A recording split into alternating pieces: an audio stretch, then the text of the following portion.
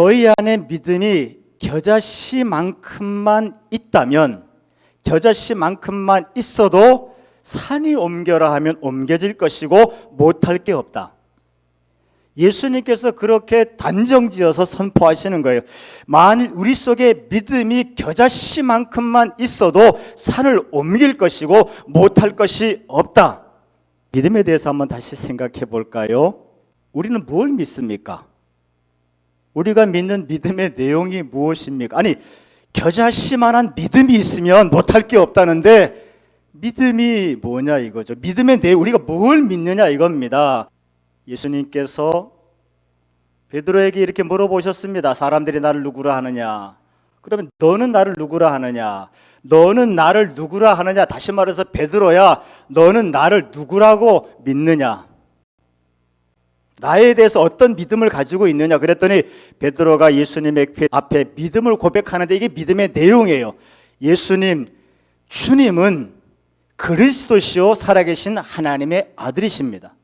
그리스도라고 하는 것은 우리가 믿는 예수님은, 우리가 믿는 믿음의 내용은 예수님은 나의 그리스도 구원자이신데 나를 모든 죄에서 건져내 주시고 모든 저주와 고통과 아픔과 갈등 속에서 건져내어 주시는 분이 그리스도이시다.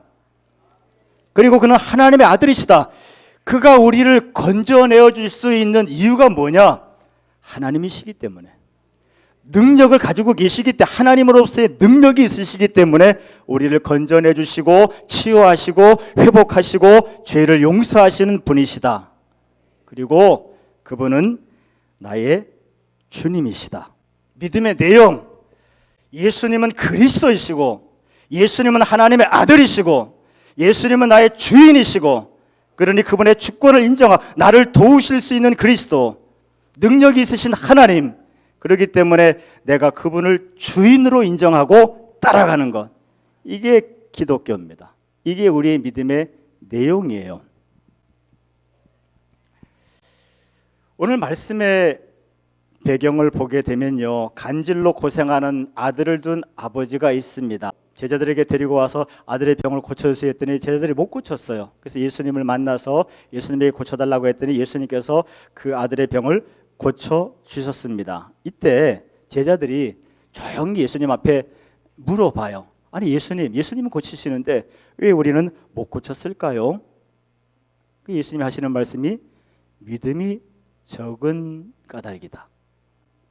그런데요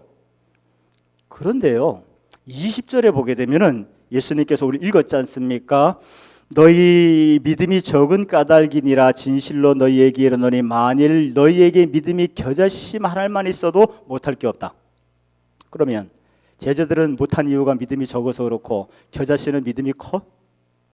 좁쌀의 6분의 1이니까 얼마나 작아요. 겨자씨도 적은 믿음이라니까. 근데 왜 제자들은 적어서 못 고치고 겨자씨 믿음 적은데 고치냐 이거죠. 성경이 잘못된 거 아닐까요?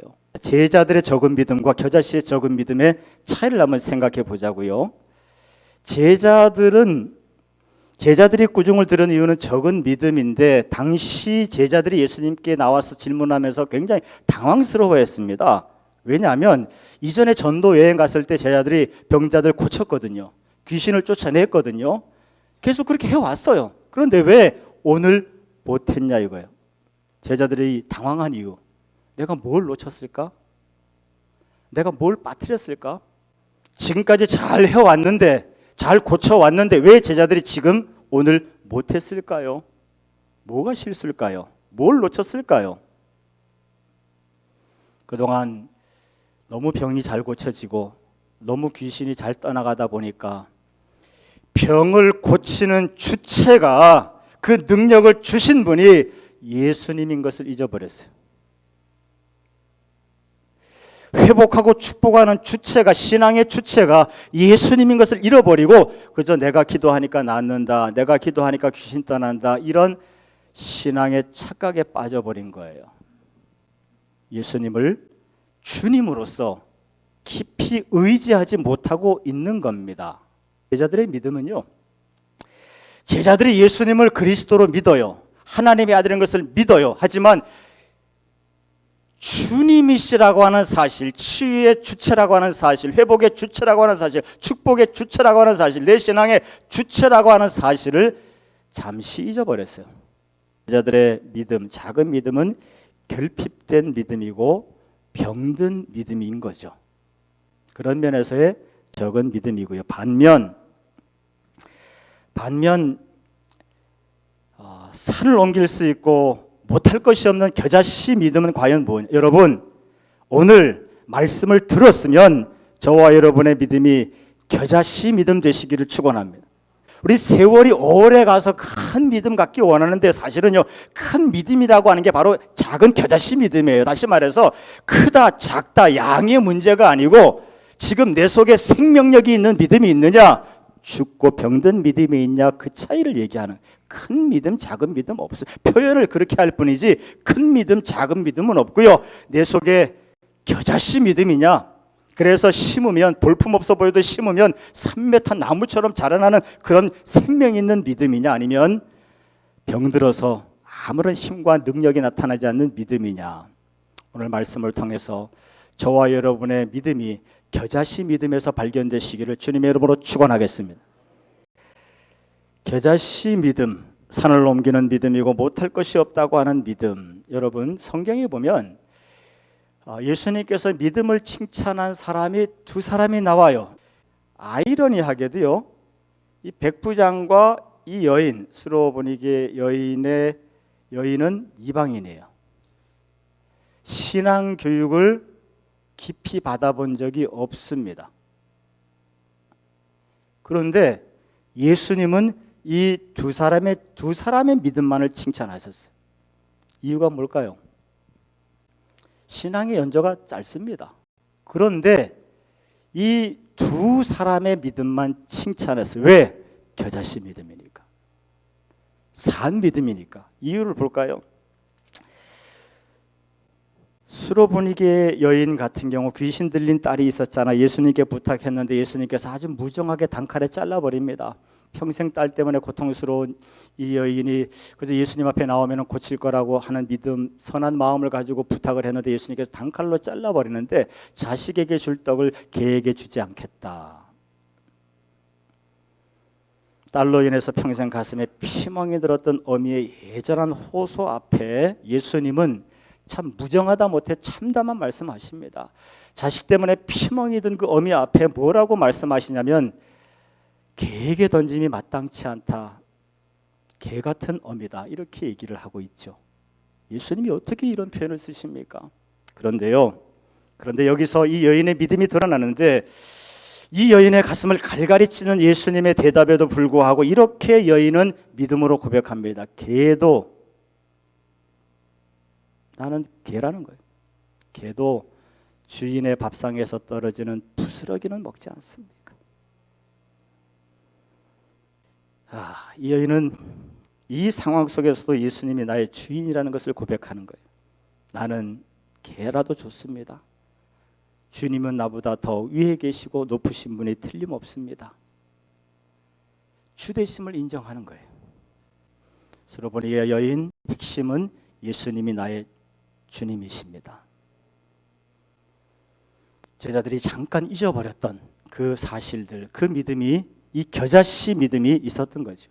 어떤 청년과 상담하면서 어떤 삶의 전환점이, 새로운 전환점이 왔습니다. 가만 들어보니까 많은 변수도 있겠고 실망도 앞으로 있을 것이고 위험한 부분도 있을 것이고 불안과 불확실성도 있을 것 같아요. 그런데 본인이 하기를 원하고 하라 그랬습니다. 한번 시도해봐라.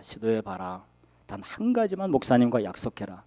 한 가지만 목사님과 약속하라는데 앞으로 여러 가지 절망과 실수와 시련과 어려움과 불확실성이 있는 그 앞길로 네가 가는 거 좋다. 하지만 한 가지만 약속해라. 평생 앞으로 무슨 일이 닥치든지 하나님께 안테나를 쭉 뻗어라. 예수님께 안테나 뻗고 예수님을 의지하고 예수님이 범사에 너의 주인인 것만 인정해라. 그리하면 네가 어떤 실수와 실패와 역경을 만난다 할지라도 낙심과 절망 속에 떨어진다 할지라도 그 예수님을 너의 삶의 범사의 주인으로 인정하고 있다면 반드시 너는 헤쳐나갈 수 있을 것이다. 그리고 복이 되게 하실 것이다. 예수님을 나의 주인으로 인정하는 것, 무슨 일을 만나든지 예수님께 안테나를 깊이 뽑고 주님을 바라보는 겸손한 마음, 주님은 다 헤쳐나갈 수 있게 하세요. 실수도 복이 되게 하시고 실패도 복이 되게 하시고 절망도 돌이켜 희망, 갑절의 희망이 되게 하실 줄로 믿습니다. 그게 하나님의 역사고, 그래서 그분은 그리스도시요 하나님의 아들이시요 우리는 그분을 주님으로 인정하는 줄로 믿습니다. 적은 믿음의 차이를 말씀드렸습니다. 제자들의 적은 믿음은 너무 신앙생활에 안일해지다 보니까 치유의 주체가, 신앙의 주체가 예수님이라는 것, 내 기도의 주체가 예수님이라는 것을 잊어버린 거예요. 내가 기도하고 내가 신앙하고 내가 봉사하는 그런 신앙이 된 거죠. 하지만 백부장과 수로보니게아 여인, 끝까지 그 개 취급을 당하면서도 개도 주인의 밥상에서 떨어지는 부스러기를 먹습니다. 예수님이 주님 되신 것을 포기하지 않습니다. 겨자씨만한 믿음이 과연 뭘까요? 겨자씨만한 믿음은 다른 말로 예수님을 그리스도로 고백하고 하나님의 아들로 고백하고 더 나아가서 주인으로 고백하는 거예요. 예수님께서 아침에 베드로와 그 일행들이 물고기 한 마리 못 잡고 밤새 헛고생하고 새벽에 지친 몸으로 나와 있을 때 그들에게 가서 뭐라고 말씀하셨죠? 깊은 데로 가서 그물을 던져라 말씀하셨잖아요. 예수님은 어부가 아니에요. 베드로가 어부죠. 평생 갈릴리에서 잔뼈가 굵었으니 예수님의 말씀이 현실성이 있어요, 없어요? 베드로가 딱 들을 때, 평생 어부로 잔뼈가 굵은 베드로가 들을 때 이건 말이 안 되는, 불가능한, 해서는 안 될 말인 거죠. 그런데 깊은 데 가서 그물을 던져라, 예수님 그렇게 말씀하셨는데요, 베드로가 그 말씀에 의지해서 의심이 막 생기고 안 된다고 하는 속에서야 막 벌컥벌컥 올라오면서도 말씀에 의지해서 그물을 던졌더니 그물이 찢어질 정도고 친구들 배에다 같이 나눠 싣는데 배가 가라앉으려고 그래요. 엄청난 역사가 벌어지죠. 여러분, 겨자씨만한 믿음은 말씀에 의지해서 내 의지와는 아닌 것 같음에도 불구하고 하나님의 말씀이면 행동하는 거예요.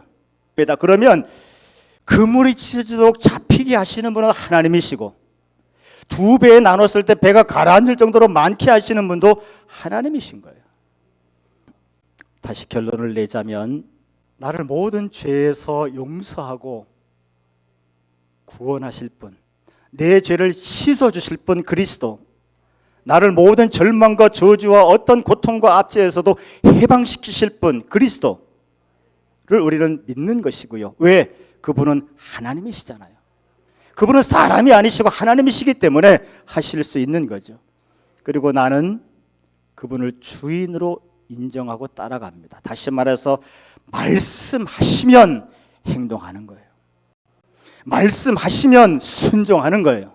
그 말씀 앞에 그물을 내리는 거예요. 우리 한번 눈을 감고 가슴에 손을 얹어 보십시다. 가슴에 손을 한번 얹으시고요. 내 안에 겨자씨만한 믿음이 있습니까? 그러면 괜찮습니다. 염려하지 마시고 할 수 있습니다.